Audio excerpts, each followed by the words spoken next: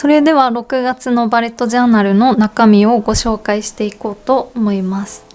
で、今回から新しいノートに切り替えて、こちらのノートを使っています。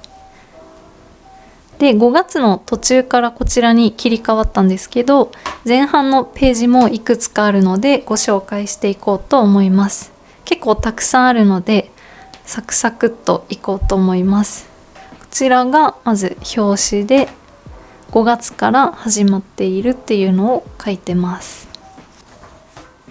そしてこちらにキーのマークをいつも通り書いています。で、今回は新しくできたことを書くマークを作りました。で、これがあると自分は今日一日これをやったなっていうのをこう書き出すことで安心感が生まれるので、ちょっとこれを試してみようかなと思っています。で、こちらがちょっと試しに作ってみたんですけど、自分を再発見するためのページになっています。で、一番上のこちらには10個書き出すようになってるんですけど、自分の得意なこととか好きなこと、あと自分の強み、いいところを書き出すための欄になっています。どうしてこれを今回入れたかっていうと、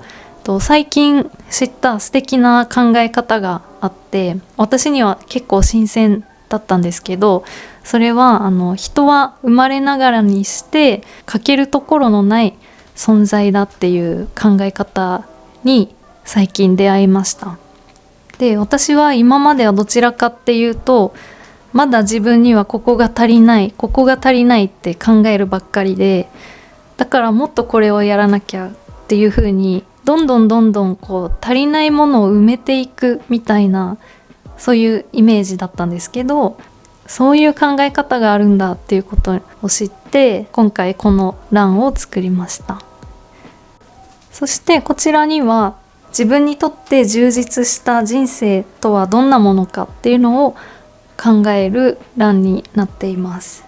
例えばどんなライフスタイルを送りたいのかとか、どんな体験をしたり、どんな挑戦をしたり、どういうことを実現したいのかとか、そしてそんな人生を送っている自分はどんな風に毎日を過ごしているんだろうっていうイメージを膨らませるための欄になっています。そして右のページは自己成長について考えるページです。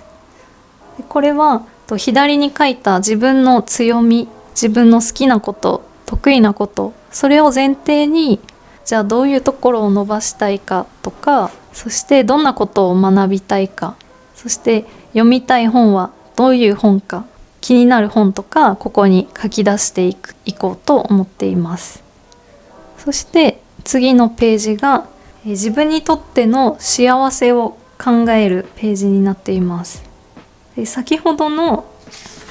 ここの自分にとっての充実した人生っていうのが少し漠然としていて考えにくいなっていうこともあると思ったので、もうちょっと具体的に、じゃあ自分にとっての幸せっていうのは例えばどういう時にどんなシチュエーションでその時どういうふうに幸せと感じたのかっていうことを、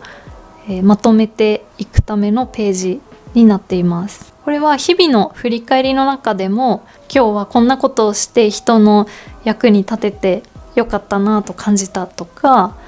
勉強で成果が出て幸せだと感じたとか、あとは家族の時間がゆっくり過ごせて幸せだなと感じたとか、そういう幸せの感じ方はやっぱり人それぞれだとは思うんですけど、自分にとってはどうなのかっていうのを書き出してみていくと、より具体的にここのイメージがつきやすいかなと思って、ちょっとこのページを書いてみました。そしてこちらが人からもらった言葉を書き留めておくページを作ってみました。その友達とか職場でとか、私の場合は動画を見てくださっている視聴者さんから嬉しい言葉をいただくことがあって本当にありがたいんですけど、結構自分が落ち込んだ時に皆さんからのメッセージを見返したりしていて、それが本当にすごい励みになっているので、それを改めてここに書き留めておこうかなと思って、こういうページを作りました。あとは今まで通りこのバレットジャーナルを使っている中で特に残しておきたい感じたこと、あとひらめいたアイディアと皆さんからいただいたリクエストを書いていこうと思っています。でこちらはマインドマップのページになっているんですが、これは2020年のバレットジャーナルのセットアップの時にも、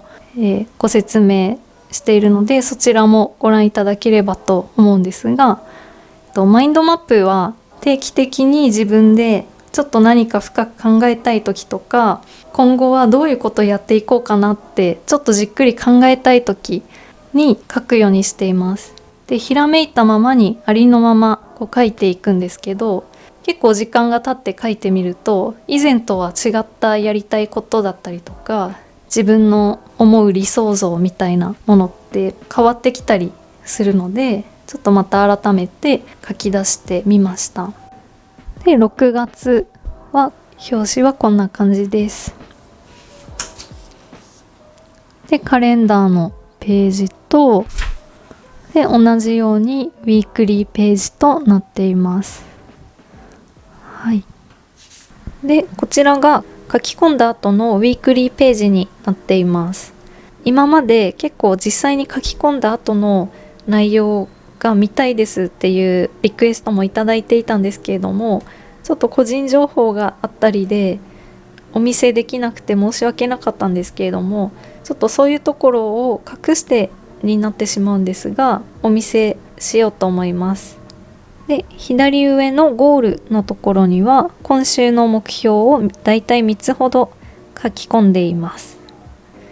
で今読んでいる本のタイトルと、こちらがハビットトラッカーです。ハビットトラッカーはその日の1日の終わりのタイミングでできたらチェックをしていきます。こういうふうに毎日きちんとできているわけではやっぱりないので、ちょっと間が空いちゃったりしています。でこんな感じでここの項目には自分が習慣化づけたいことを書いていきます。で、こちらにはその日の振り返りを書く欄と、あと事前に分かっている予定を書き込む欄になっています。で振り返りのところではキーのマークを使ってその日の感じたこととかやったこと、タスクが終わったこととかひらめいたこととか、そういう風に書き込んでいます。で右上のウィッシュリストとトゥードゥーリストは、週の初めにもう書き込んでいるものもあれば、週の途中で何かひらめいて書き込んでいるものもあります。でこちらのノートって書いているところには、日々の振り返りでは書ききれなかったような感じたこととかを私は書いています。あとここに書いておくと後から見返しやすいっていうのもあって大事だなっていうことはここに書いたりしています。という感じで、こんな感じで私はウィークリーページを使っています。で一応最後にこちらの新しいノートのレビュー感想なんですけど、今までだいたいバレットジャーナルで使い勝手のいいノートって結構こういう黒い色が多くて、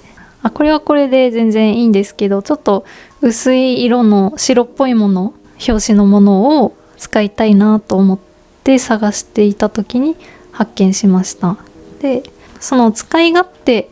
だけで言うと、私は今までロイヒト・トゥルムとロディアと、あとこちらで3冊目なんですけど、今までの中で言うとロディアが一番良かったなと思ってます。っていうのはこの紙の書き心地が圧倒的に違って、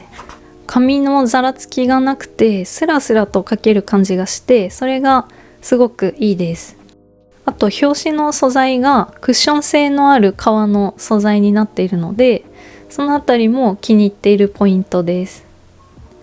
でこれはちょっとページ数が少ないので多分 3,4 ヶ月くらいしか持たないと思うので、157ページなので、ページ数が少ないのと、あとロディアとロイヒトトゥルムと違ってポケットがついていないので、ここにも何か収納するっていうことはできないです。私はここにあんまり収納していなかったのでそんなに気にならないんですけど、はい、比較としてはそんな感じです。ということで今回ご紹介した内容についてはブログとインスタグラムの方にも画像を載せておこうと思っています。ということで最後までご覧いただきありがとうございました。